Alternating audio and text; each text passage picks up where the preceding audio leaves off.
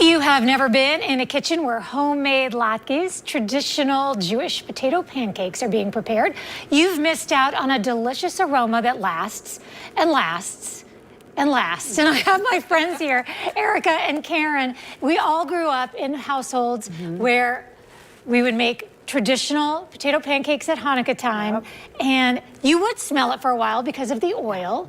We're gonna skip a little bit as far as that part goes and use it in an air fryer. But before we even do that, Erika, do you want to talk for a second about why the oil is actually part of the Hanukkah tradition? Sure. A long time ago, they used oil to run their lamps, and there was a war that took place and they ran out of oil. So they had only enough oil to last one night, and they put the oil in and they went home, and they came back to the temple the next day and it was still burning. And then they came back the next day and it was still burning. And it lasted for 8 nights, or as Adam Sandler says, 8 crazy nights.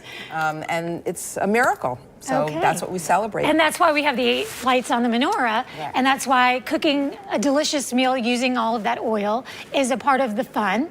But today we're going to do it in the air fryer because that's the kind of thing we do here on River City Live. So Karen, Erika, and I would both like you to be in charge of us. Sure. So you gave us a few quick hacks, and we're going to start with a product that you suggested that was in the refrigerator section. Yeah, you can either, a lot of people use, shred their own potatoes, fresh potatoes, but just as a quick and easy and to me, equally as delicious, you can use these from the refrigerator section. Okay, so not frozen. These are simply potatoes and they're in the refrigerator section. I always use just those because to me, they taste more fresh than the frozen. Okay. Yeah. And why are they sitting in ice water? So I usually soak them, and whether you use those or fresh potatoes, you would soak them in ice water, an ice bath, and otherwise, when you fry them, they could get, if you're not using an air fryer, if you're using oil, they could turn like a really kind of gray, weird color.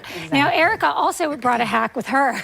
You want to share your hack? Yes, this is how you can also make them at home. Quite simple. You just go to the store and buy a box. Yeah. And there's simple instructions on the side, including the oil. But not nearly as tasty. Well, yeah, they're not the same. It's not the same. While those are patting dry, what would you like for us to do?